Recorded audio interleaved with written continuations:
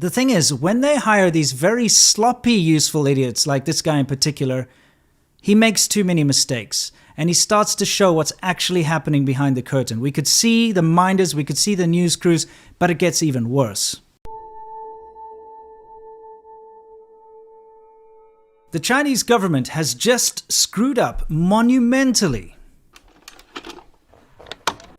So I was wondering, how is it that I could make this wallet look a little bit more, I don't know, hipster, a little bit more trendy? So I threw down a couple of coffee beans and put in a few props. But you know what I realized? I don't need any of that stuff. This thing sells itself. Yeah, I still absolutely love my Extra wallet. It really has changed my life as far as wallets go, which sounds a little strange, but you know what? It is a smart wallet. It's fantastic the way the cards pop out when you push the button. And you know what? It's the only wallet I've ever owned that somebody's actually given me a compliment about. Other than maybe my Hang Ten Island style pink and neon colored wallet I had when I was 10 years old. So whether you're looking for a trendy wallet to suit your image or just something practical, good, that'll last you for years to come, I can fully suggest you get an Extra wallet. They also make fantastic gifts. I mean, think about it. Who doesn't use a wallet? A practical, good-looking wallet is always something somebody can use. Right now, there's a 20% anniversary sale site-wide on Extra. Go and jump on their website, you'll get 20% off everything. And on top of that, if you go to shop.extra.com/Serpentza, you'll get a further discount on anything you buy.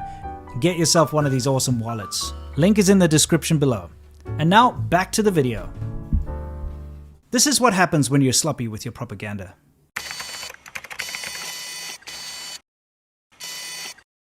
My friends, I highly doubt.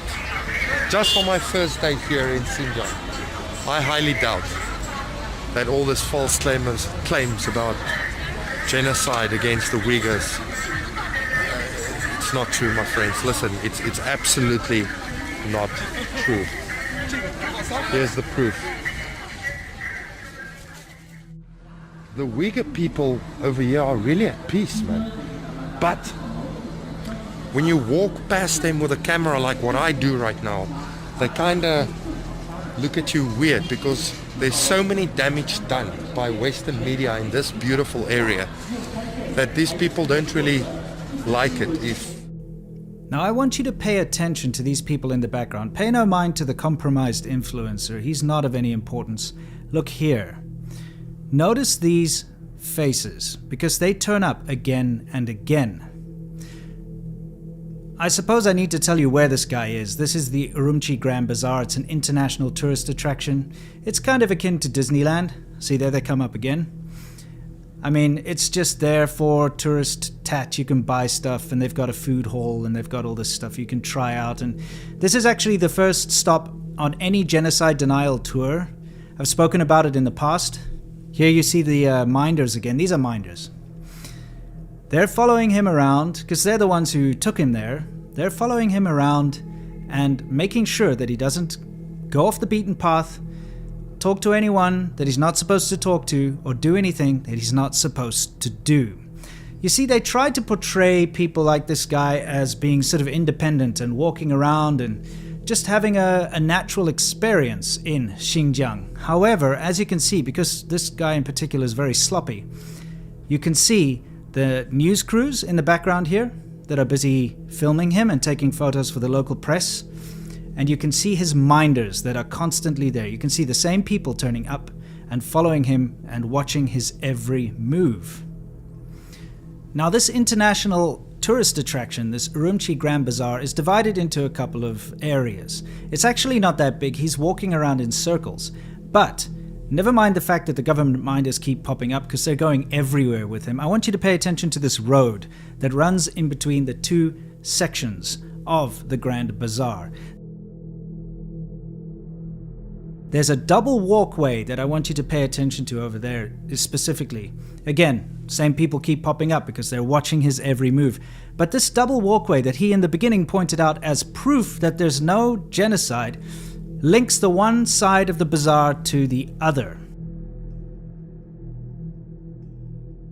So he hasn't even left the tourist site, and he won't. Me being here, only one a few hours so far, and seeing this, happy people, and a well-operating city, I really highly doubt that those claims are true. I am convinced that it's not true. It's hard to believe that the Chinese government is that sloppy when it comes to hiring their useful idiots, because we've seen plenty of these compromised influencers go to this exact same spot in the past. In fact, I have a video that showed multiple compromised influencers all going to this exact same Urumqi Grand Bazaar to try and do the same thing to prove that there's no genocide or no forced labor in Xinjiang. Of course, this is crazy. It's kind of like me going to Universal Studios in the US, walking around Universal Studios and saying, look how happy the American people are. Look, there are no homeless people in America. It's the same vibe, really. The thing is, when they hire these very sloppy, useful idiots, like this guy in particular, he makes too many mistakes. And he starts to show what's actually happening behind the curtain. We could see the minders, we could see the news crews, but it gets even worse. What I'm about to show you is the same influencer being taken by his government minders to a normal Xinjiang home. Okay, Kazakhs living in Xinjiang. I want you to pay attention though. While they're trying to do the usual, let's show the world that the people in Xinjiang are happy and they've got lots of food on their table and everyone just dances for whatever reason, because as far as the Chinese government is concerned, the only thing Uyghurs and Kazakhs and minorities in China do are wear funny clothes and dance, because that's all they want to show. Oh, and have big elaborate feasts always laid out on a table. You'll find that in all of these fake propaganda, genocide denial videos out there. I want you to pay attention, though, to the minders, the government minders outside the window looking in. Not only them looking in from outside, but also in the room. You've got two female government minders, one on her phone in the background and one sitting on the bed. Just pay attention. Ladies and gentlemen, the party is heating up in this ordinary Kazakh house. Woo! That's pretty awesome. Wow, check it out. Whoa, they're even moving the table now. Now the party starts, my friends. Woo-hoo! Let's go. Hey! This is cool.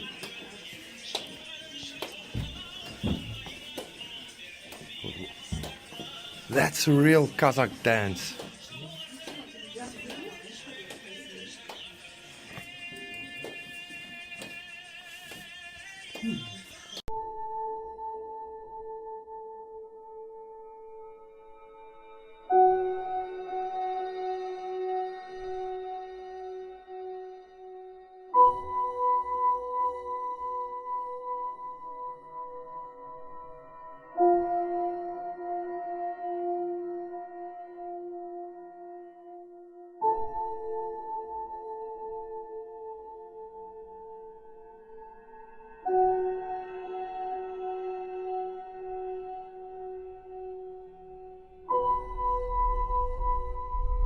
So remember that double crosswalk that was being used as proof that there's no genocide in Xinjiang?